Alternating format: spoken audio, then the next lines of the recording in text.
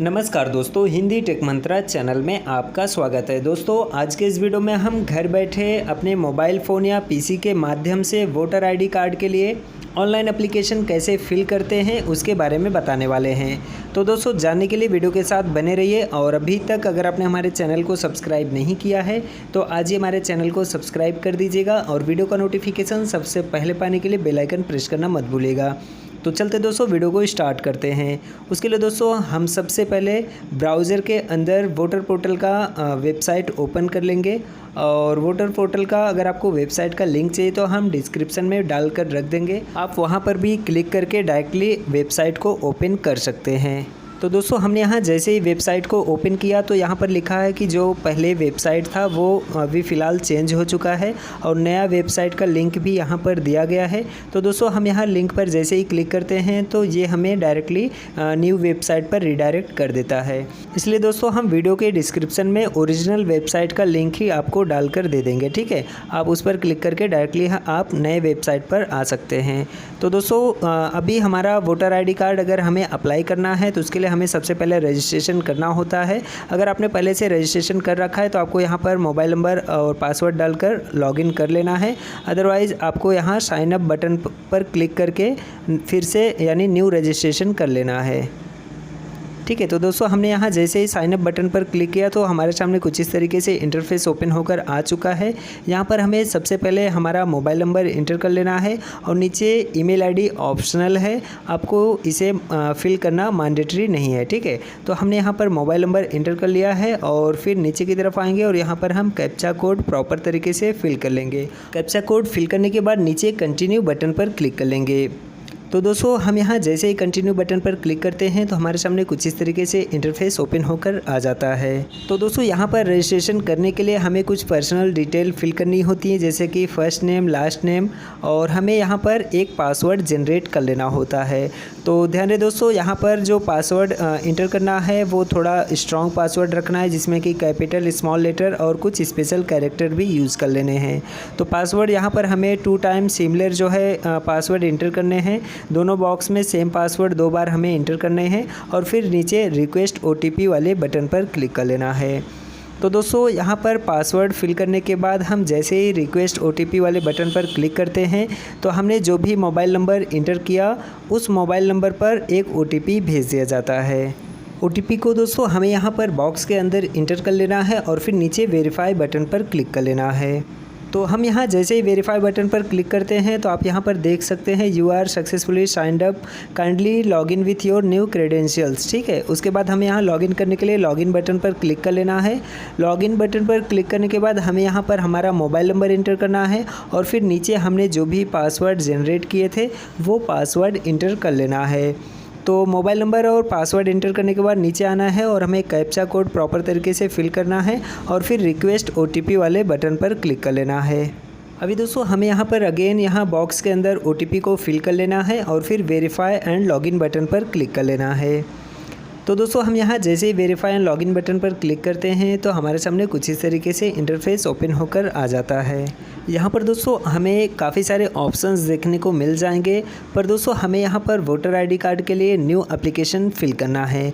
तो उसके लिए दोस्तों यहाँ पर देखिए new registration for general electors, ये जो ऑप्शन दिया गया है इस पर आ जाना है और नीचे देखिए फिल फॉर्म का एक बटन दिया गया है, फिल फॉर्म 6, ठीक है। तो हमें यहाँ फिल फॉर्म 6 वाले बटन पर क्लिक कर लेना है।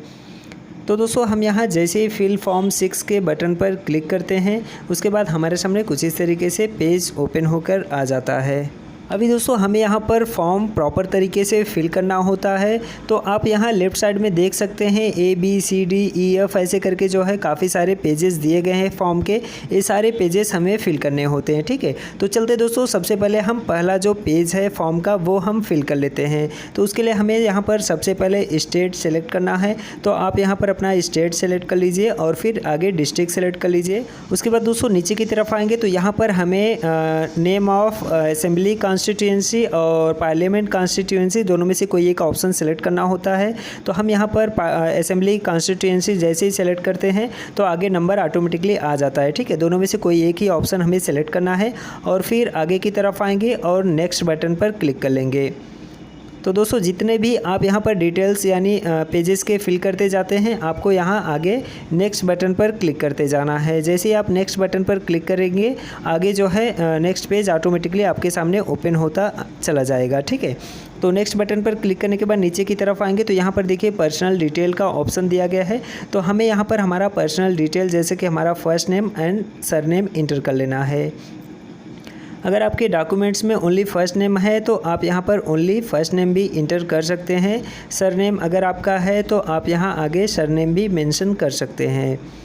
तो आप यहाँ पर जैसे ही इंग्लिश में टाइप करेंगे तो आपका जो स्टेट लैंग्वेज है नीचे की तरफ वो आपको देखने को मिलेगा, उसे आपको प्रॉपर तरीके से करेक्ट कर लेना है अगर आपको कुछ मिस्टेक देखने को मिलता है तो। ठीक है, जैसे कि दोस्तों यहाँ पर हमने जो भी नाम जो है मेंशन किया उसका जो है मराठी ट्रांसलेशन प्रॉपर नहीं है, तो उसके लिए हमने यहाँ पर मराठी कीबोर्ड जो है डाउनलोड करके रखा है, तो उसे हम ऑन करते हैं और जो भी यहाँ पर स्पेलिंग मिस्टेक हुए हैं उसे हम करेक्ट कर लेते हैं। ठीक है, तो आप भी अपने अकॉर्डिंग जो भी आपका स्टेट लैंग्वेज रहेगा उसका जो है कीबोर्ड डाउनलोड कर लीजिए, और अगर आपको कुछ भी मिस्टेक देखने को मिलता है आपके स्टेट लैंग्वेज में तो आप यहाँ से करेक्ट कर सकते हैं।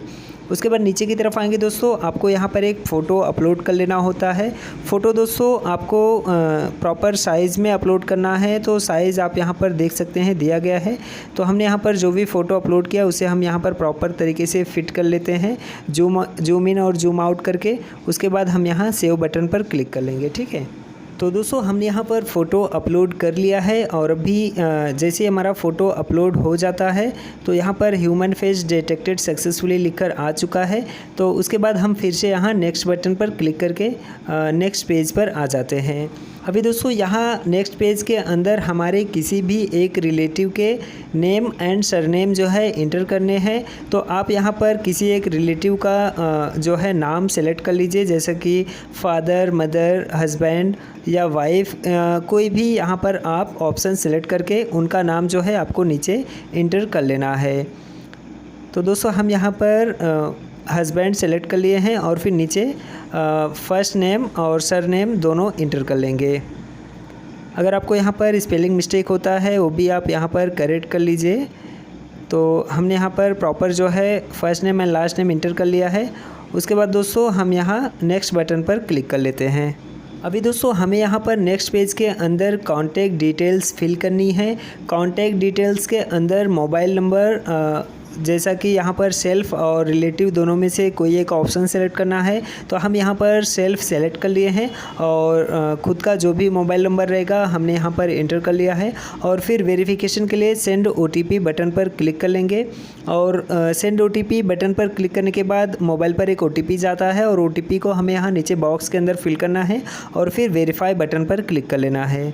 उसके बाद दोस्तों हमें यहाँ ईमेल आईडी के लिए भी सेल्फ़ और रिलेटिव्स में से दोनों में से कोई एक ऑप्शन सेलेक्ट करना है और उनका ईमेल आईडी मेंशन कर लेना है और फिर नेक्स्ट बटन पर क्लिक कर लेना है। उसके बाद दोस्तों नेक्स्ट पेज पर हमें यहाँ पर आधार डिटेल्स मेंशन करनी होती हैं। उसके लिए हमें यहाँ आधार नंबर वाला ऑप्शन सेलेक्ट कर लेना है अगर आपके पास आधार कार्ड है तो। अगर आपके पास आधार कार्ड नहीं है तो आपको यहाँ I am not able to furnish my Aadhaar number because I don't have Aadhaar number, इस पर क्लिक करके नेक्स्ट बटन पर क्लिक कर सकते हैं। तो फिलहाल दोस्तों हमारे पास आधार नंबर अवेलेबल है, तो हम यहाँ आधार नंबर वाला ऑप्शन सेलेक्ट करके नीचे बॉक्स के अंदर हमारा आधार नंबर इंटर कर लेंगे और फिर नेक्स्ट बटन पर क्लिक कर लेंगे। नेक्स्ट बटन पर क्लिक करने के बाद दोस्तों हमें यहाँ पर जेंडर सेलेक्ट कर लेना है। तो आप अपने अकॉर्डिंग यहाँ पर मेल फीमेल जो भी रहेगा वो आप यहाँ पर सेलेक्ट कर लीजिए और फिर से आपको यहाँ नेक्स्ट बटन पर क्लिक कर लेना है। अभी दोस्तों हम यहाँ पर हमारा डेट ऑफ बर्थ मेंशन करना है। तो आपके डॉक्यूमेंट्स पर मतलब कि आपके आधार कार्ड पर जो भी डेट ऑफ बर्थ अवेलेबल है आप यहाँ पर उसे मेंशन कर लीजिए और फिर नीचे की तरफ आएंगे तो यहाँ पर document for proof of date of birth का ऑप्शन दिया गया है। बाकी दोस्तों आप इस पर जैसे ही क्लिक करते हैं तो नीचे सेलेक्ट डॉक्यूमेंट्स का ऑप्शन दिया गया है। इनमें से आपको कोई एक डॉक्यूमेंट सेलेक्ट कर लेना है जो है डेट ऑफ बर्थ प्रूफ के लिए। अगर आपके पास इन डॉक्यूमेंट लिस्ट में से कोई भी डॉक्यूमेंट आपके पास अवेलेबल नहीं है तो आगे देखिए दोस्तों एक और ऑप्शन दिया गया है any other documents for proof of date of birth. इस पर क्लिक करके आप यहाँ पर जो भी आपके पास डेट ऑफ बर्थ प्रूफ के लिए डॉक्यूमेंट्स अवेलेबल है वो आप यहाँ पर मैन्युअली जो है फिल कर लीजिए और फिर नीचे जो है चूज फाइल पर क्लिक करके उसे अपलोड कर लीजिए। तो दोस्तों लिस्ट में डेट ऑफ बर्थ प्रूफ के लिए जो भी डॉक्यूमेंट दिया गया है उनमें से हमारे पास जो है पैन कार्ड अवेलेबल है। तो हम यहाँ डेट ऑफ बर्थ प्रूफ के लिए पैन कार्ड अपलोड करने वाले हैं। तो उसके लिए हम यहाँ पैन कार्ड का ऑप्शन सेलेक्ट कर लेते हैं और फिर नीचे चूज फाइल पर क्लिक करके हमारा जो पैन कार्ड है उसे अपलोड कर लेंगे। ठीक है, अभी दोस्तों हमने यहाँ पर एज प्रूफ के लिए हमारा पैन कार्ड हमने अपलोड कर लिया है और फिर हम यहाँ नेक्स्ट बटन पर क्लिक कर लेते हैं। उसके बाद दोस्तों हमें यहाँ पर हमारा प्रेजेंट एड्रेस डिटेल फिल करना होता है। तो आपके डॉक्यूमेंट्स पर जो भी आपका प्रेजेंट एड्रेस डिटेल अपडेटेड है उसे आपको यहाँ पर प्रॉपर तरीके से फिल कर लेना है। तो चलते दोस्तों हमारे आधार कार्ड पर जो भी हमारा जो प्रेजेंट एड्रेस है वहाँ पर मेंशन किया गया है उसे हम यहाँ पर प्रॉपर तरीके से फिल कर लेते हैं। तो यहाँ पर दोस्तों हमने जो एड्रेस है प्रॉपर तरीके से फिल कर लिया है। उसके बाद दोस्तों हम नीचे की तरफ आएंगे तो यहाँ पर हमें एड्रेस प्रूफ अपलोड कर लेना है। एड्रेस प्रूफ के लिए भी यहाँ पर आपको डॉक्यूमेंट लिस्ट दिया गया है। अगर आपको आपके पास इस लिस्ट में से कोई भी एक डॉक्यूमेंट है तो उसे आप अपलोड कर लीजिए सेलेक्ट करके। अदरवाइज़ यहाँ पर अदर का भी ऑप्शन दिया गया है, उस पर क्लिक करके कोई अदर भी डॉक्यूमेंट अपलोड कर सकते हैं। तो फिलहाल दोस्तों यहाँ पर जो भी लिस्ट दिया गया था उस लिस्ट में से हमारे पास जो है आधार कार्ड अवेलेबल है। तो हम यहाँ आधार कार्ड सेलेक्ट कर लेते हैं और फिर चूज फाइल पर क्लिक करके आधार कार्ड का कॉपी अपलोड कर लेते हैं। तो दोस्तों हमने यहाँ पर आधार कार्ड का कॉपी अपलोड कर लिया है और आधार कार्ड का कॉपी अपलोड करने के बाद फिर से हम यहाँ नेक्स्ट बटन पर क्लिक कर लेंगे। उसके बाद दोस्तों हमारे सामने नेक्स्ट पेज ओपन होकर आ चुका है। यहाँ पर देखिए category of disability if any, ये दोस्तों ऑप्शनल है। अगर कोई भी डिसेबिलिटी है तो आप यहाँ पर डिसेबिलिटी की डिटेल्स फिल कर सकते हैं और यहाँ पर अगर आपका कोई भी डिसेबिलिटी का सर्टिफिकेट है वो आप यहाँ पर अपलोड कर सकते हैं। तो फिलहाल दोस्तों ये ऑप्शनल है और यहाँ पर जिसका भी हम फॉर्म फिल कर रहे हैं उनका कुछ भी डिसेबिलिटी बॉडी के अंदर नहीं है। तो हम यहाँ इसे ऐसे ही रहने देते हैं और फिर नेक्स्ट बटन पर क्लिक कर लेते हैं। अभी दोस्तों यहाँ पर देखिए पूछा जा रहा है the details of family member.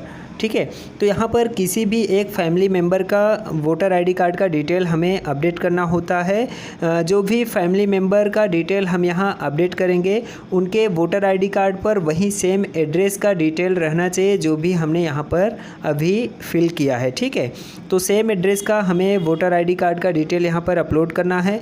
तो चलते दोस्तों यहाँ पर हम फैमिली मेम्बर का वोटर आईडी कार्ड का जो भी डिटेल है उसे यहाँ पर हम फिल कर लेते हैं। तो सबसे पहले हम नेम ऑफ फैमिली मेम्बर के अंदर हम फैमिली मेम्बर का नाम लिख लेंगे और फिर आगे देखिए यहाँ पर रिलेशनशिप विथ एप्लीकेंट, आपका यानी एप्लीकेंट का जो भी यहाँ पर रिलेशन है फैमिली मेम्बर का वो रिलेशन यहाँ पर आपको सिलेक्ट करना है।